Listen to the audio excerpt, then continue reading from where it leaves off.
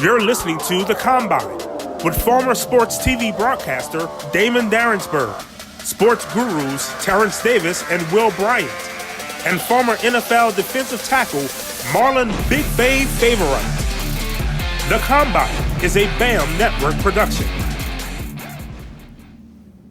Hello, everyone, and welcome to this week's episode of The Combine, part of the BAMM Network and TalkThatNOLA.com.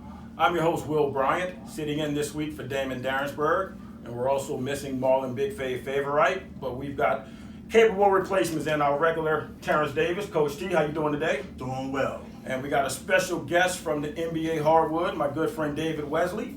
14-year NBA veteran. 14-year NBA veteran. 13 real ones. That last one directed the check. That's okay. There's nothing wrong with that. Well, thank you very much for joining us this week, Dave.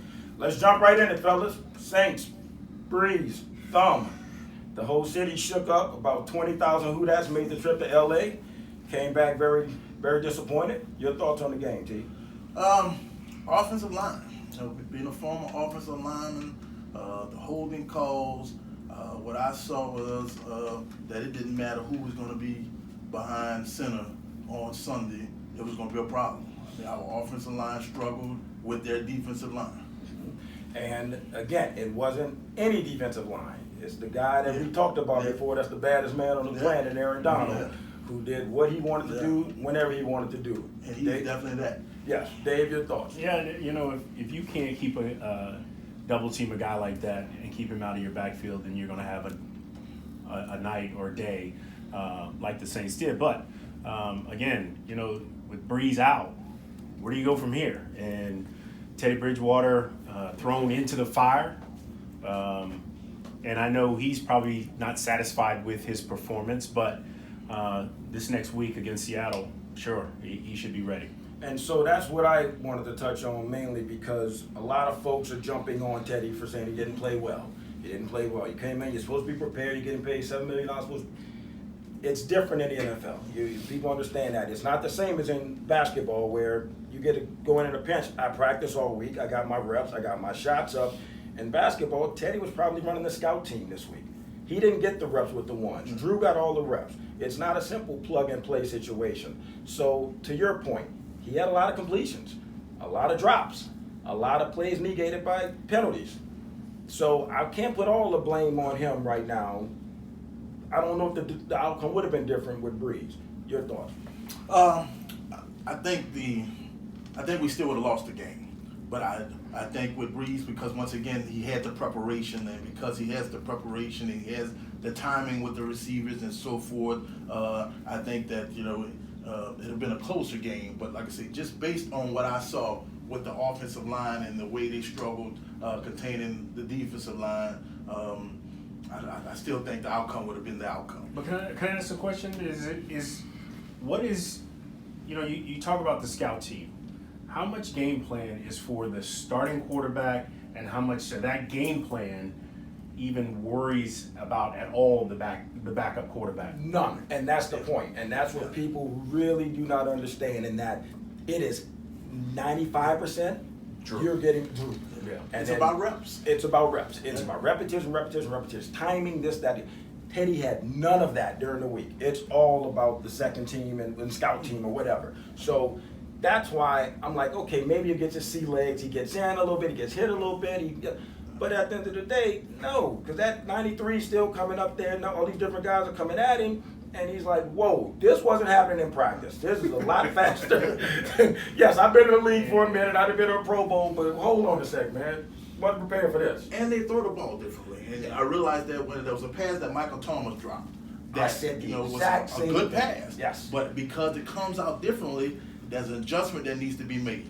Oh, I said the same thing. It was right here. It was a little bit, it's behind him. No, it probably had a little heat on it because Teddy had a little bit more juice. Drew throws a catchable ball, and that one had a little extra on it, and so it caused him, I said the exact, because Michael Thomas drops nothing. Yeah. So if he dropped the pass, then it had to be significant there. So I agree with that. Now, moving forward, it's done, it's over. Teddy starting allegedly. Now I get a report today that he and Taysom are going to split snaps. during the game, split series during the game allegedly. If you have two quarterbacks, you have none. That's the old adage. How do you see this week playing out? I think that's great strategy by the Saints coaching staff. Now, as a defensive coordinator for another team, I have to prepare for two quarterbacks. Okay. So I think that's great strategy. I foresee Teddy Bridgewater being the quarterback that's playing. Okay. I think it's kind of scary. I think, you like you said, I think that bodes true is, if you have two quarterbacks, you don't have one. Huddles are different. Commands are different. Their styles seem to be drastically different. You got one that'll take off and run 30 yards and one that wants to be more of a pocket guy who can run. So I would think blocking is different, and I'm not, I haven't been in football since 8th grade, but just watching, Yeah.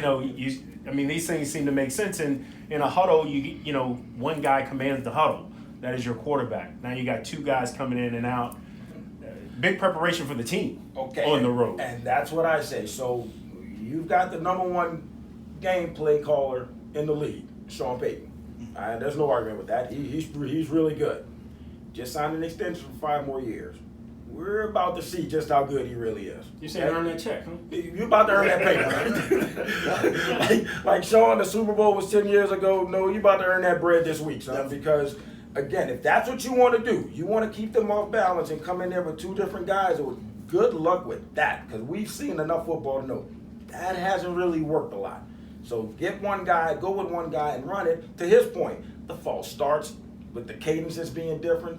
All of that stuff comes into play when you're just shuffling guys in and out. And I can't get a rhythm. I complete 2 or 3 in a row, you got me out or whatever. It's just so many facets to that to me that I think is dangerous, but they know more than we know, so we'll see. Now, the thing about it also, they didn't come home. Did they stay in LA or did they go to Seattle? I think they went to Seattle. Yeah, I think they're in Seattle now. They went to Seattle all week, so they're going to practice up there. That's another thing you got to get there. So there's a whole lot of interchangeable parts going on to where, and oh, by the way, we don't have a top 5 quarterback that we thought we were going to have for this game. Seattle's 2-0. That will not be easy by any stretch of the imagination. Always play them difficult at their place, so it'll be interesting to see. After this game, the next one, Cowboys come to town, Sunday Night Football. The 2-0 Cowboys taking on the Miami Dolphins as a 21-point favorite, which is unheard of in NFL football. But could be coming in at 3-0. Saints could be 1-2. Expectations for Bridgewater or Taysom, or whoever it is, what do you expect from them over the next 6 weeks to keep the team afloat until Brees gets back? I expect that we have to at least come out 500. So you 3-3. Yeah, I say we can come out 500 with Drew coming back. Last year we went on a run, and so our expectation was that we would have to go on another run. But at least if we can come out 500, I think we'll be okay. Okay. Yeah, it's just keep it afloat, and a lot of Kamara, a lot of run, soften that defense up so Teddy does have a chance to throw the ball. Taysom does have a chance to throw the ball, but 500. If you can get through this without, you don't want to be 1-5. No. But you just touched on something there. I want to lean on a little bit. A lot of Kamara. Define a lot of Kamara for me, because I got something I'm going with this with Coach T. When you give me your lot of Kamara, how much you talking? I'm thinking 30 to 40. Is that 30 to 40? Touches, whether it be screen pass, running the ball, whatever the case is. Yep. A lot of him. Get him the ball, let him make plays after the catch. Coach T, in that offense, you and I have discussed this ad nauseum. The reason I can't put him in my top 5 running backs in the league was because he's limited. But the touches, not talent. His talent's off the chart. Zeke's gonna get 25 carries. We know this. We don't know how he's going to get that many touches or carries. We know he's not getting the carries, but the touches. Well, how about this? Yes, when you got Drew Brees back there, he's a passing quarterback. When you have the other two, splitting time, you gotta give him the ball. You gotta get him some touches. Okay, defensive coordinator, you don't have the Hall of Famer back there. You got those other 2 guys back there splitting time, and I know you're about to turn around and hand it to him. What am I going to do? What I saw week 1 is what I feel it's the way they should have utilized him. He got touches Right. everywhere. He got, he was able to run between the tackles. He was able to run around in. He was able to go with the slot. He was able to split out wide. And I think that's the way you have to use him. You have to utilize him with different mismatches, but with the mindset that he can run between the tackles. Yes, but will Sean call those plays? That's always been the deal. Again, you know that he's not giving the ball to anybody 30 times a game. And He's just not. And it's surprising that he does it with Drew in, and we think with the backup quarterback in that he would have even more so say, well, I got to ride Allen because, I want to take some pressure off my quarterback. You would think, but what we talked about earlier today, pride. That pride's a monster. Pride, and Pride is a monster. he wants to win though. I mean, and I think he's looking at, we all agree he's a smart coach and he knows his team. I mean, you got to take some pressure off of those quarterbacks. You can't have those quarterbacks sitting in the backfield thinking they have to win the game. They have to limit their mistakes, not give it to the other team, and move the ball down the field.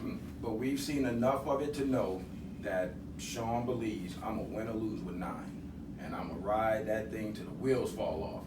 Now, things are a little different. Right. And I love it. We've always talked about this. I love, and Dave, you can attest to this, we've talked about it, when the backup guy or the second string guy or whatever who has a good couple of hot weeks and everybody's going crazy, they're about to build a statue, name a building after him. Right. Ooh, but that tape gets out. Once the tape Once comes that out. tape comes out and you get to evaluate, and those people spend 24 hours at the office studying that tape, and then we find out what you got. So now Sean is going to game plan for his guys, and now Pete Carroll and his staff is going to game plan accordingly as well for both of those guys. So now it gets fun to me. This one I'm like, okay, now everybody can earn their money because you can't just roll out with the same old, same old. You got to be a little creative. So, all right, next, the Dolphins. This is bothering me immensely. They've been unloading folks. They've traded Laramie Tunsil to the Texans. They just traded Minka Fitzpatrick. They trading everybody. Everybody trying to get out of there. The rumors of tanking. It's been something that's going on in sports. We talked about it. The Sixers did it to a degree, and it's panned out for them. It panned out with number one pick, number 3 pick. It's worked out. Now they're a legitimate title contending team now. They went through the 5-year stress of the process, and now they're there. In the NFL, it's unheard of because people are still hitting you. And you're still, and again, if I'm a quarterback and you just traded my left tackle, and now you're going to trade this guy. Hold up, man. I'm back and getting my brains beat in. Is this something that you see that the league needs to step in and address and say, wait a minute now, that we can't have this going on? Well, if the league doesn't address it, I'm pretty sure that the players who remain on the team will eventually address it. The reality is, like you say, football is a brutal sport. And we see that by just, the injury to Drew, but also the injury around the league to starting quarterbacks. You're talking about very large men, very strong men who are moving at a very fast rate of speed now. Yes. And so those collisions now are on a different level than it used to be, I would say even 5-10 years ago. Absolutely. And so I don't think you can tank this early. I mean, you have 14 games left. That's a long season. That's a long season. That's a long season of getting my butt kicked. That's a long That's a lot of ice season. baths, man. That's a long season to throw in the towel. Like, ooh. Well, I've had experience in tanking. Back my last year with the Boston Celtics, we were tanking, but unless you were a veteran who kind of saw the writing on the wall, I was a young player. I never knew we were tanking. As a matter of fact, it was years later when somebody came up and said, "Did you know you were tanking?" I said, "Nah, I had a great year. What are you talking about? I was tanking." No. There wasn't no tanking. I'm running around getting buckets. Right. What are you talking about? So it was clear we were tanking. I think the problem with sports today is that these things get out, that people are talking about tanking. Otherwise, these guys would go out and play their game, play their style, do their thing. And when you start talking about tanking, what are you saying to those young players? Are they supposed to go out and still work hard? Are they still supposed to go out there and really earn their money? Well, we're not trying to win. Yeah, I'm trying to improve and selfishly improve because I know we're not trying to win as a team. I just think it's bad that it comes out that people are talking about it. It's a thing now. Yep. Whereas when I was playing, the important, higher ups knew, maybe the veterans got wind of it, but as a young player, I didn't know. I went out there and played hard. All right, we're going to take our first time out. We'll be right back with more of the Combine.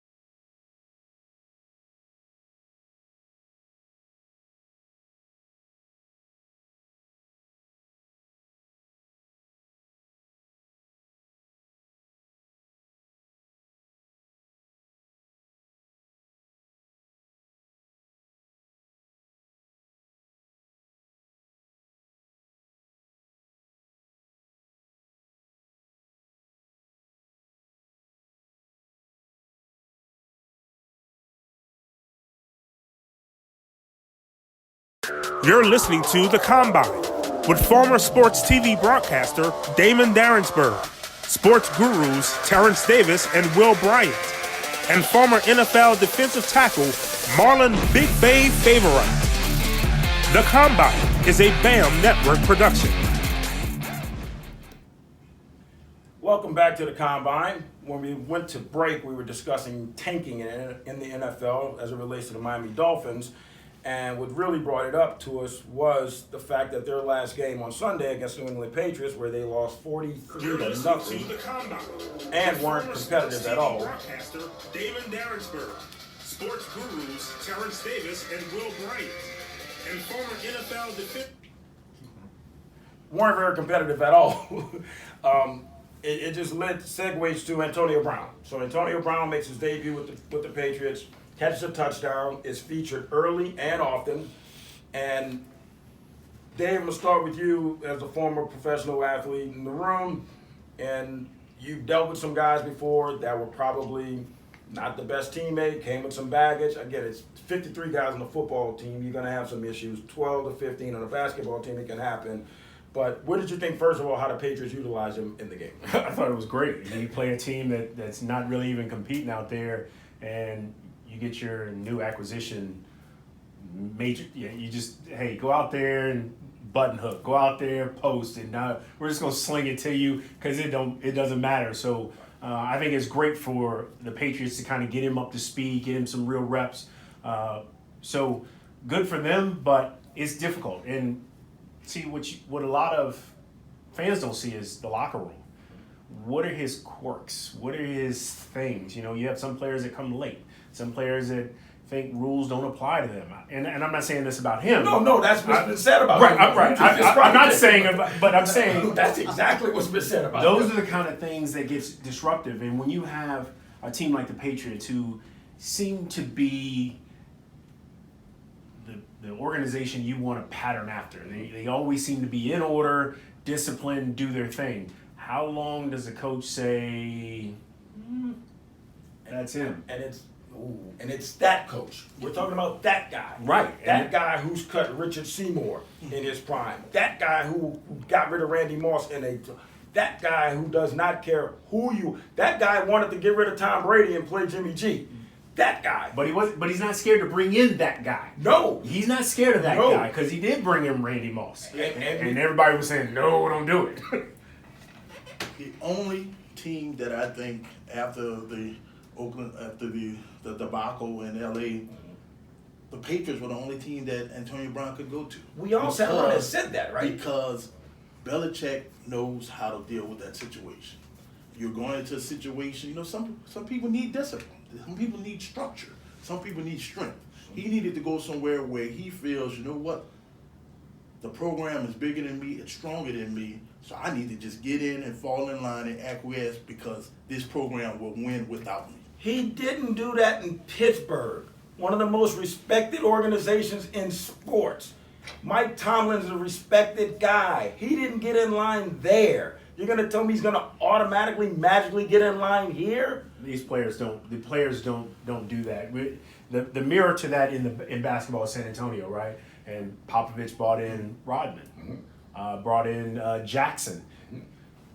Those guys were still themselves, and that's those coaches saying, I'm going to let you be you to a point. And that's what I'm sure Belichick's going to do. I'm going to let you be you to a point. But you're going to have to get in line because I have no problem getting rid of you. Yeah. And if he doesn't fall in line, Belichick will get rid of him. He'll get rid of him. Absolutely. And I don't think they'll miss a beat. Now, I think he does improve their chances. Oh, gosh. But I think it's not a situation that week one. I think it's not a situation that, without him, we still don't make our run. No, in week one they showed don't need you.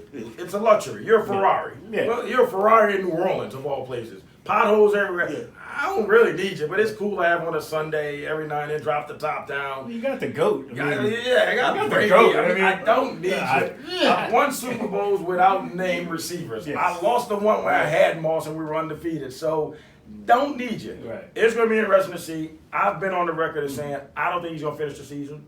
I think it's just going to be something.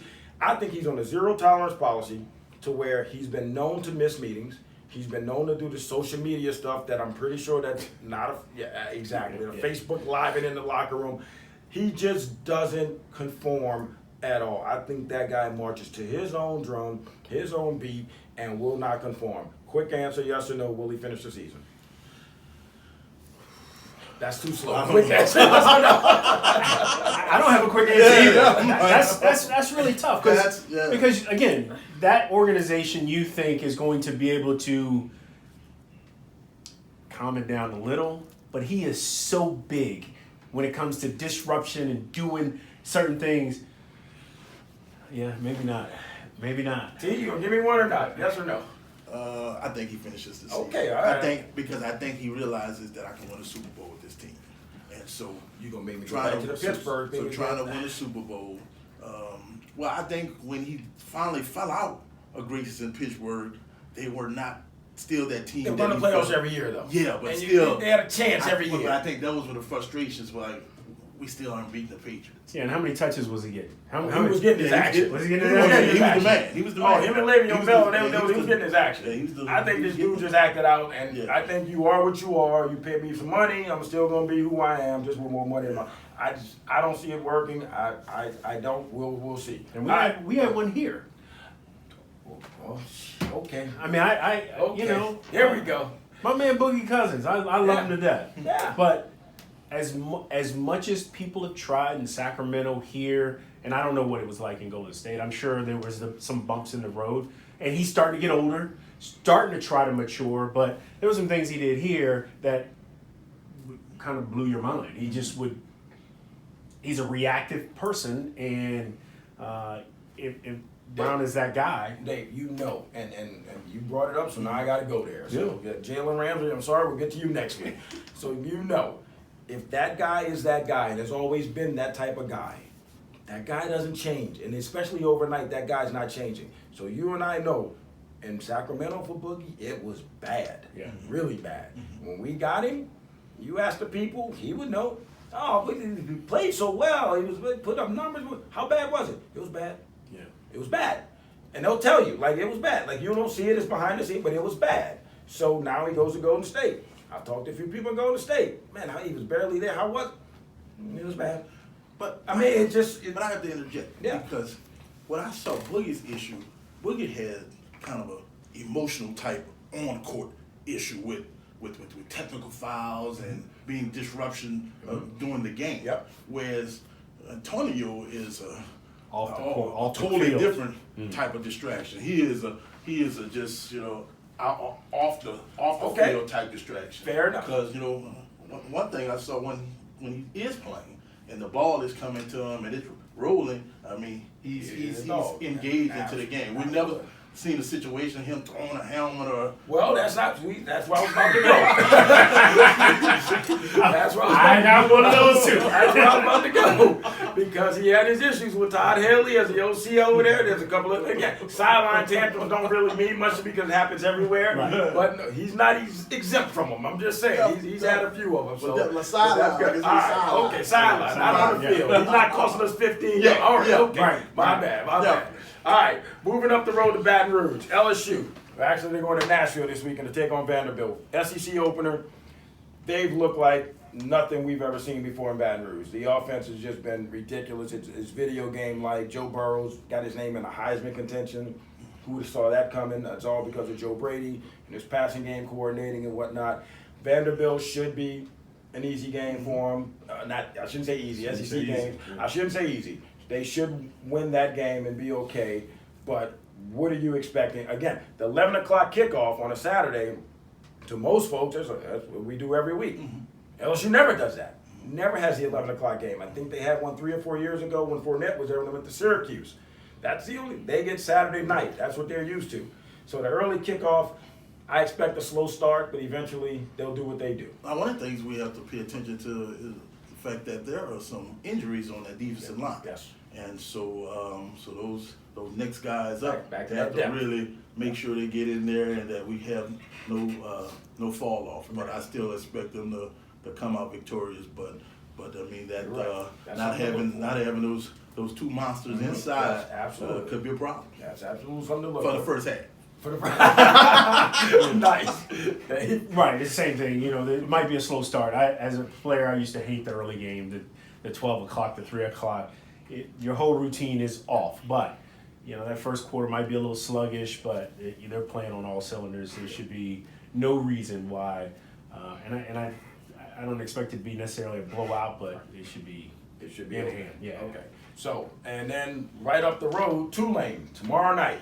Prime time, ESPN, 7 o'clock against the Houston Cougars.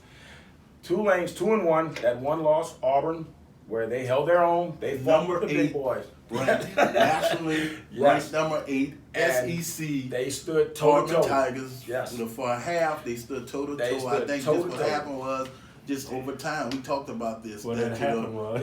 the depth wears you down. Yes. Rotating offensive defensive linemen in throughout the game eventually wears you down. And I think that's what happened. And in if, Tulane against he could have completed a couple of passes, man, like just a couple, not throwing in at feet, like make a couple of, you could have made it interesting or whatever. But they're going in an unfamiliar situation in that this is being billed as the biggest game in the history of Hillman Stadium, which is 6-7 years or whatever. That might be a little hyperbole, but hey, that's what they're calling it on campus. They're expecting the largest crowd. I'll be there. Can't wait to see it. the expectation level is high. How do they govern those expectations?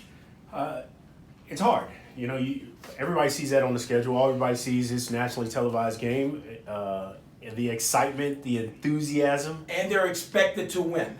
And that's the other part. Yeah. They're good offensively especially, and they're expected to win. And that's tough. That's tough for young players. There are some players that have been there, done that. It's going to be another game, but primetime, that's huge. And the families that don't live around here get to see me play tonight. My friends will get to see me play. Don't try to do too much. Stay in your lanes, do your thing. They should be fine. Yes.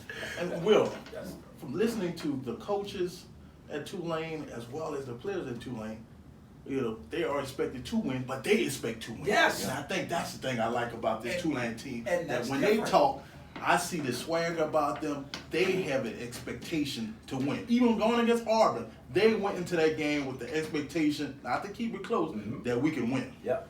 And again, That's huge. That's huge, especially when you're going somewhere where, one, they're giving you a $2 million check, thanks for coming. And generally that means we're about to beat you by half 100. Right. And you fought and scrapped and whatever. I agree. That goes back to the spring. They felt to believe they were going to be really, really good offensively, and they have not disappointed so far. All right. We got David here. We got to take advantage of him right now. So we're going to fast forward, fast break. How about that? The Fast Pelicans break. talk. We're going to give a little sneak preview. We're going to get him back again in October, I'm sure, when the season tips off. But right now, the changes they made, obviously the big trade, the Anthony Davis trade has gone out to L.A., brought in some pieces. Your thoughts, go. First, I'm going to say Griffin has done a great job of moving pieces and using what he has to build this team. I look at this team that the way Alvin would have imagined it. A bunch of guys, you know, he doesn't want a 7-footer. He wants guys that can run up and down the floor. He wants guys that can shoot the basketball. You know, they bring in a J.J. Redick. That's huge. That's amazing. They take the Anthony Davis trade. They get 3 young players that can help them do what they need to do. They've established this Drew Holiday's team. Give him the keys. Let him be the face of the organization. Then your bigs. You know, they bring in Favors. Favors, a guy who can help a Zion grow a little bit. He can learn from those guys. Jalil Okafor, help him grow some. Show him what it means to be a pro, what it means to play down in the paint, bump and grind. And, you know, they have shooting around. They have guys that can run. I'm looking forward to see how this goes, as well as seeing how Zion approaches his first year. There's a lot you think you know, and a lot you'll find out during the season. Absolutely. T? I think we have to make sure that from a fan base that we don't go with these pressures of like, okay, they're going to just turn this thing around and they're going to be an automatic contender. We have to realize these are a lot. We have a lot of. You just stole my next Sorry. This is a very young team. Now, like I said, Griffin has put in those mature pieces around them to help and kind of develop this young team. But I still think overall, I don't know if this is a playoff team yet, but I think this will be a very exciting team. Okay, so I'm go ahead. Yeah, like Griff said at the golf tournament, he doesn't have old and young. He has a nice variety, a nice mix of veterans, rookies, and guys that have some experience. Yes, and looking at it, well, Dave, you're too late. The excitement level is high. Out of control. It's on steroids right now, absolutely. And we ain't rolled the ball out yet. But again, and there, to your point, you just named 6 names before you mentioned Zion's name. Yeah. And that's what people have to really understand. That kid shouldn't have any pressure on him. Like literally, if he does 10 and 10, I'm good. Like I'm perfectly fine with that because of all the other pieces around him to where he doesn't have to carry the load. In the West, it's not as competitive as it has been in previous years where you can just earmark the 1 through 6 teams and who's going to be there. I can see us sneaking in as a 7 or an 8 or a 6. I really can. I don't think it's far-fetched.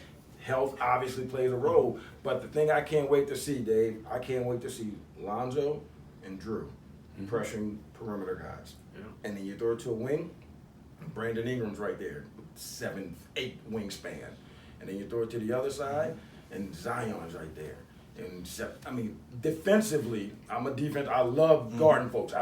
That's what I can't wait to see more than anything. To where it's almost like when the Bulls had the Doberman defense, when it was Pippen and Jordan and Ron Harper. That's 6'6", 6'7", 6'6", and then Rodman standing 6'8", and it was like, what are you gonna do? Like, God, geez, they're everywhere. So he's like, literally, what are we gonna do? So that's something I can't wait to see. I haven't gone to the playoffs. T, you're tempering everything. Not sure yet. All right, we're going to commercial break number 2. When we get back, we'll wrap things up here on the Combine.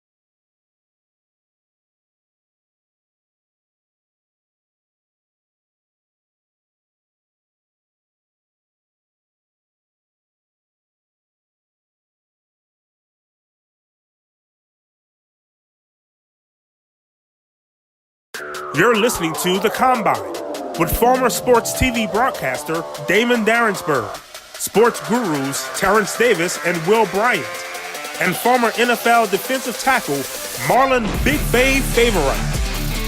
The Combine is a BAMM Network production.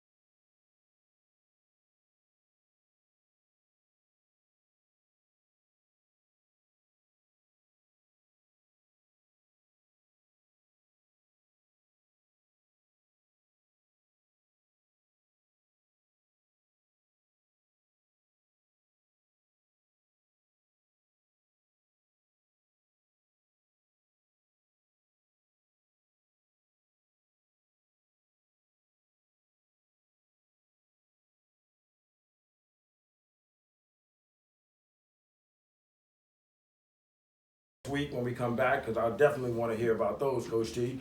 While we have David Wesley here, I wanted to pick his brain a little bit as a 13-year veteran in the NBA, as a shooting guard, a 6-foot shooting guard. Explain that to somebody. I don't understand that. I'm 6'2". I couldn't get a tryout, but that's another story.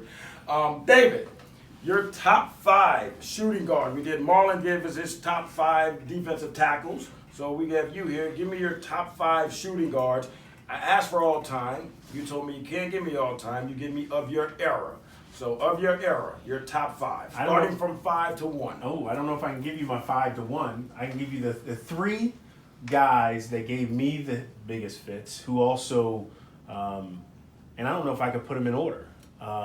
Ray Allen was a beast, because Ray Allen could put it on the floor, he could post up, catch and shoot, obviously, come off screens, pin downs, back when it was set plays. Absolutely. And then, of course, scoring, not necessarily just stand out there and shoot your face off, Allen Iverson.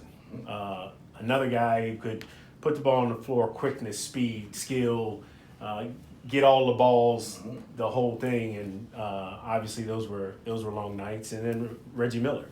Reggie Miller was obviously catch and shoot, quick release, and obviously there were guys that were knockdown guys. Steve Kerr, knockdown guy, and I can go a list of guys. I don't know. Those are the 3 that defensively. Steve Kerr, you have to pay attention. You have to. Can't turn your back. Reggie Miller, Ray Allen. Get your workout. Get your sleep the night before. You got a workout coming. Yeah. So you left off a couple of people that I'm going to throw out and see. So no, you go Reggie Miller, so I got to go Rip Hamilton. Same type of deal, minus the 3 ball. Minus the 3 ball, but you have to chase him all day. Didn't spread the floor, but could get buckets. Yes, and I agree with you. Would run you like crazy. Yeah. Kobe doesn't fit your era.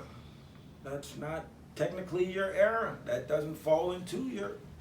Cause I don't want people coming at us on the pod and just jumping us and taking your bullets. We don't take yours. You hit me, and I went a little bit older school than Kobe, but Kobe, I played against Michael too. I was gonna say he would be the top all time. Again, he's in his own category. Yeah, he doesn't count. He top all the time. Doesn't count. And Kobe would be second. Right. Second-ish. No, I'll give him a strong second. Yeah. Dave, I have a question. Yeah, go ahead. So based on the basketball players, those guards from your era, and what Steph Curry is doing, and what he's just the way he shoots the ball, how would you see him just in your era? My understanding, your era was a little bit more physical probably than what's going on now. The game is kind of probably a little bit more finesse now. Yeah. Sadly, it doesn't compare. There is no one. He is by far all time, and I don't. He's more of a point guard, shooting point guard. The league has changed. The style has changed, but there is no one with the combination of shooting skill. A lot of guys, they were catch and shoot. A lot of guys need, or they need a dribble to get rhythm, or they're scoring guards. He can shoot it off the catch. He can put it on the floor. He can come off screens. He can play in pick and roll, and he finishes at the basket well. He does so many things. Hands down. I don't know. Shooting, scoring. I don't know how you don't put him in his own category. I got no problem with that. And got championships. And got some jewelry. Yeah. So, but again, that's the lead guard. That's different than a traditional point guard. Sure. So there's a handful of those guys. You're right. They're in their own little category. But Michael, Kobe, D. Wade, arguably top 3. D. Wade. I didn't even mention D. Wade. Yes. That's what I'm here for. Yeah, I got you back. Yeah, you hit me with this off the top of my head. I got a little bounce pass. He over there clapping. Woo! I'm open. I got him covered. Okay. So D. Wade. Yeah. Right. So those are the top 3. There's really no argument there. People, if you want to throw Jerry West in there, that's fine. But we can't. We never saw that. I can't speak to that. I know he was great. I got the numbers. Obviously. He's a logo. Obviously, he was great. And that's why I didn't want to touch this all time, because it's hard for me to put some of those guys that I got black and white video of them. Right. Yes, they were good in their time. Right. But now you're talking about the biggest, best athletes with more teams and more talent. and with all due respect, not taking one thing away from their careers, but it's hard for me to put them in my list. Right. And I'm glad you put it that way, and that works out fine. Because again, this is a game I play with I love to say, hey, all-time 5, go. Give me your all-time starting 5. Any era, I don't care, go with it. In general, people, man, depends what era we're playing now. Is it the 90s, is it the 80s, or whatever? Because again, in that era, was the hand check just starting to phase out?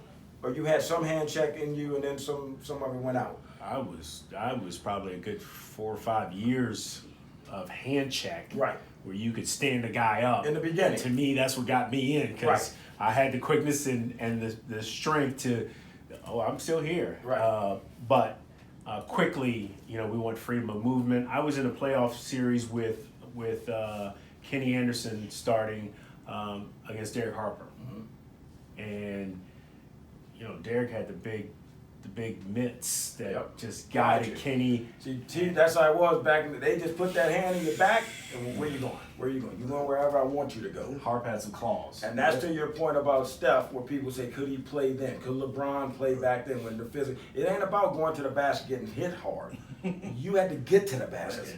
And that's where a guy could just take you and guide you where they wanted to go.